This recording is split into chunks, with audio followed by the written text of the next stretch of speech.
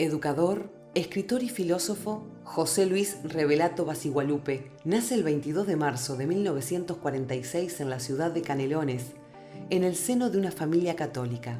Sus padres, Fermín Pedro Revelato Ballarino, empleado de banco, y María Luisa Basigualupe Alberti, tienen 3 hijos, José Luis, el mayor, Ana y Pedro, 15 años menor. A los 15 años ingresa al seminario de los salesianos para dedicarse a la vocación de sacerdote. En el año 1964, los salesianos lo invitan a cursar la licenciatura en Filosofía en Roma, en la Universidad Pontificia Salesiana de Roma. Al poco tiempo le plantean la posibilidad de continuar sus estudios para culminar el doctorado, defendiendo su tesis en 1969 bajo la dirección de Giulio Girardi, un teólogo conocido por sus intentos de acercamiento entre el marxismo y el cristianismo, y con quien mantendrá un vínculo personal durante toda su vida.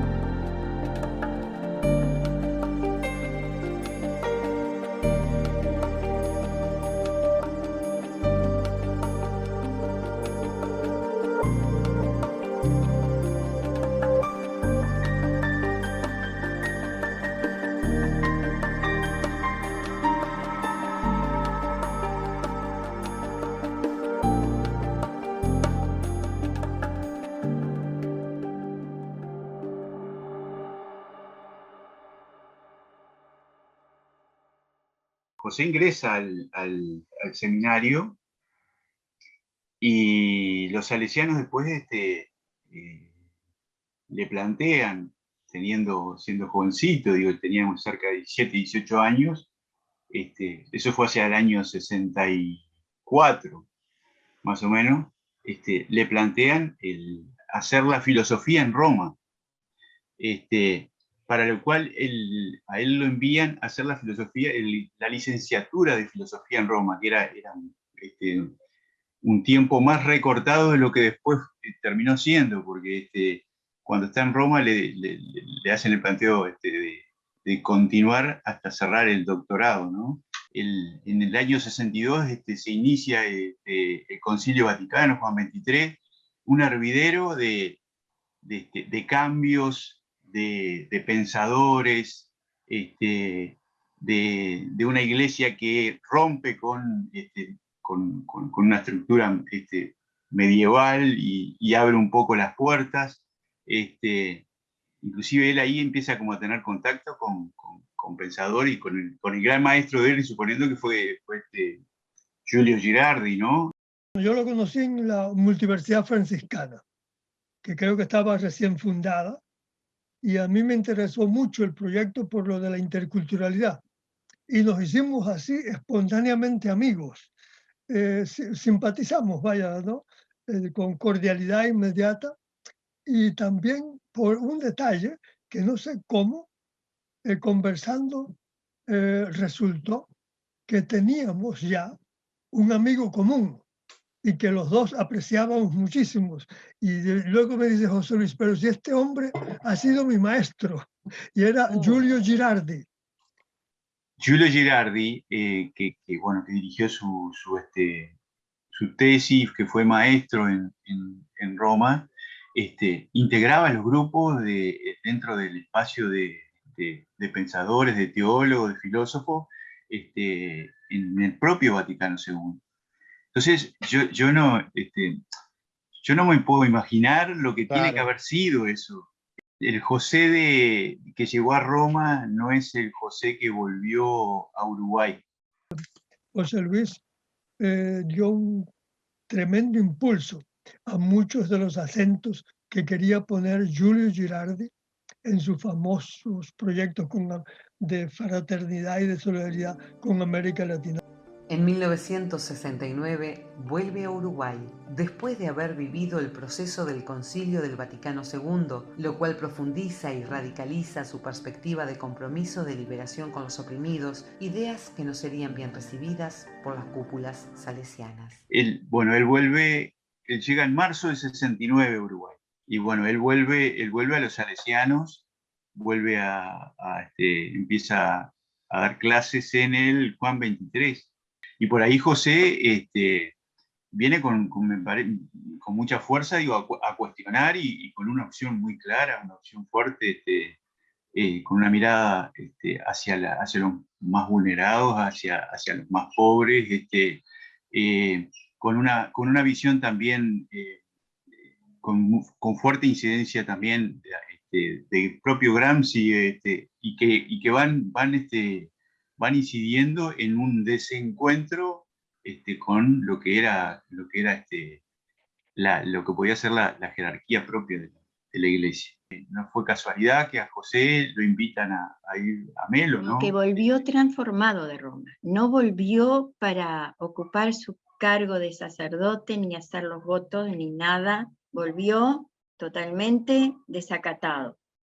Lo que menos hizo fue meditar y reflexionar sobre su conducta. Lo primero que hizo fue buscar jóvenes para hacer algo en un barrio.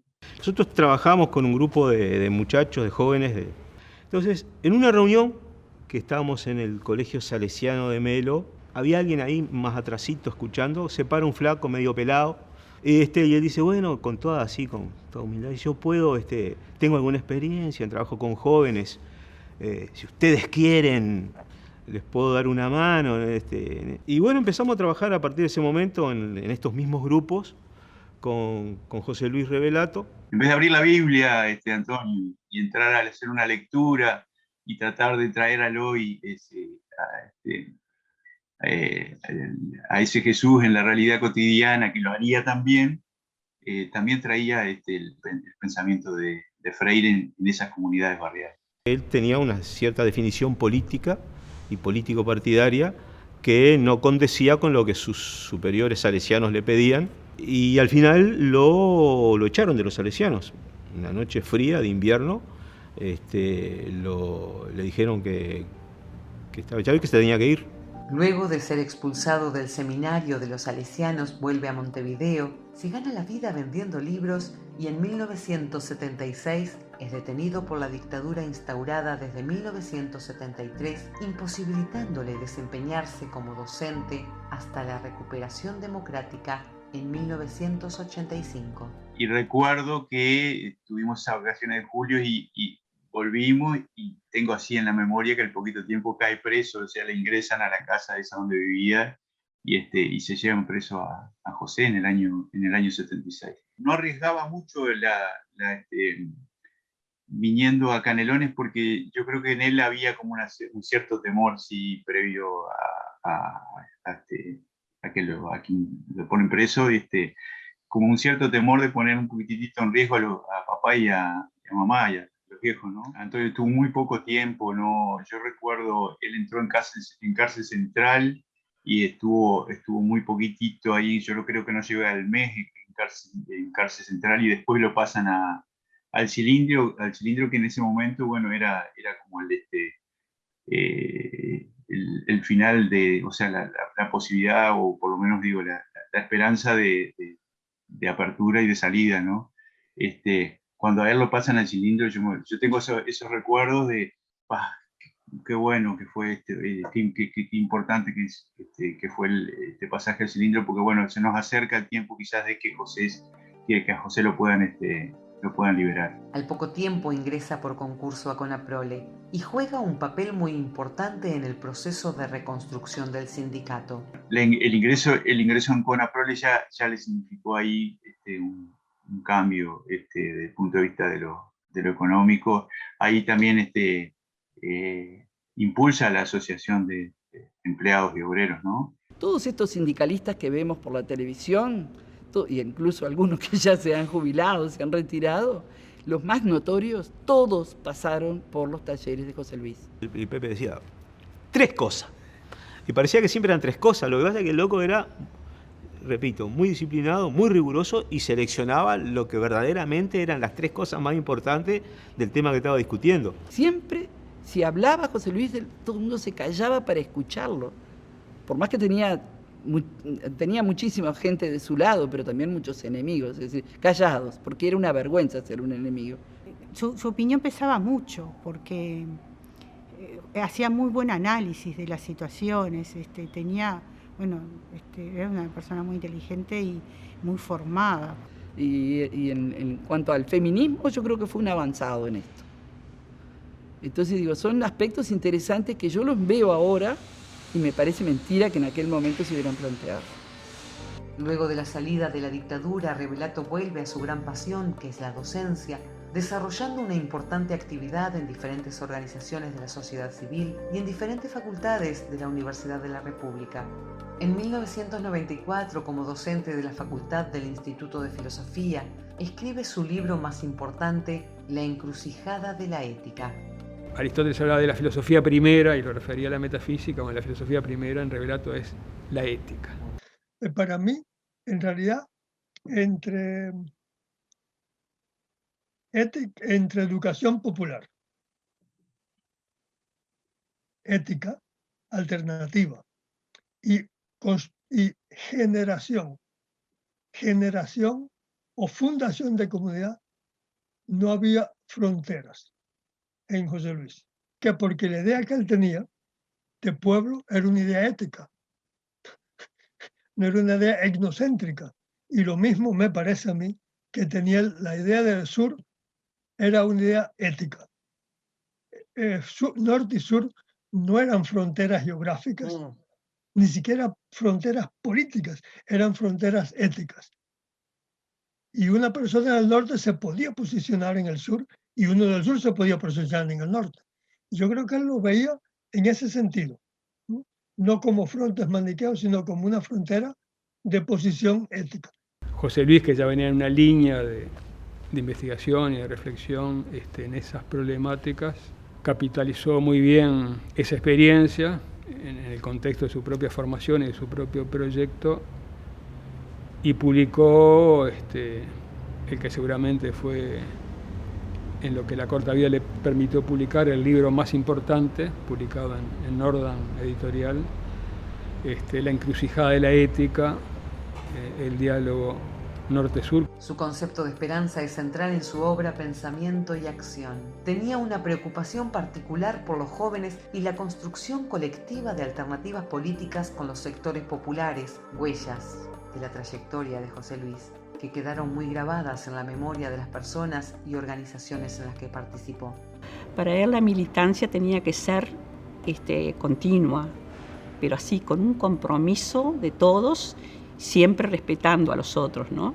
Imponer nuestros pensamientos, ¿no? Esto es una forma de dialogar y de construir con el otro.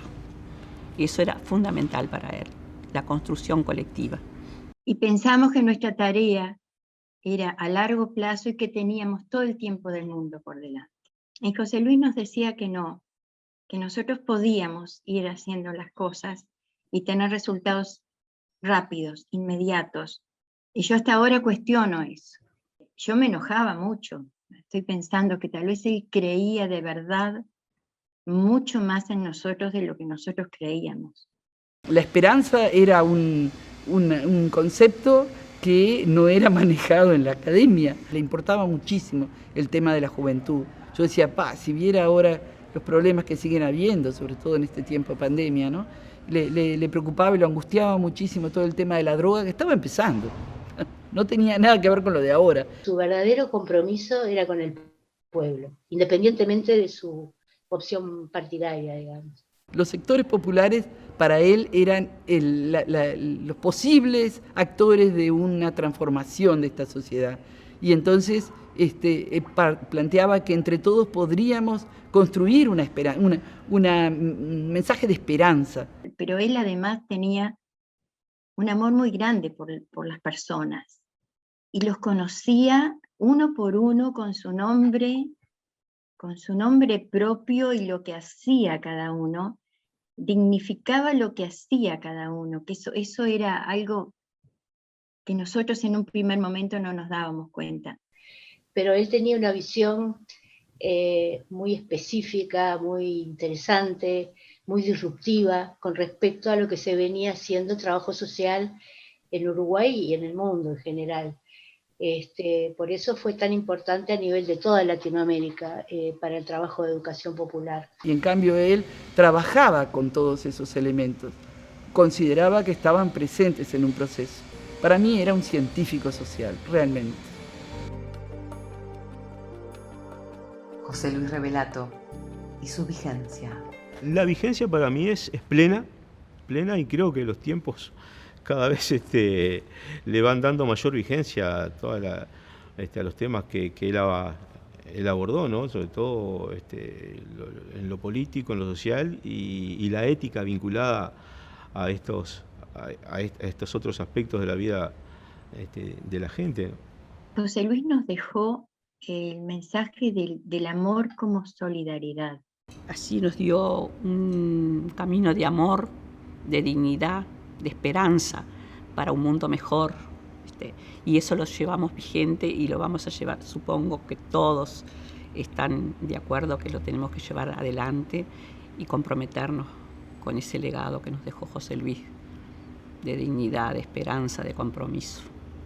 Yo creo que la vigencia es indiscutible, y sería muy importante tenerlo en este momento. Sé que si él estuviera acá con nosotros, él me estaría diciendo en el oído de sí que todo va a estar bien. Pero parecería que algunos valores como la solidaridad, el compromiso con los más pobres, algunas cosas que José Luis las mantuvo siempre en su vida y en su análisis, podrían ser raíces interesantes para ver hoy cómo llevarlas a la práctica.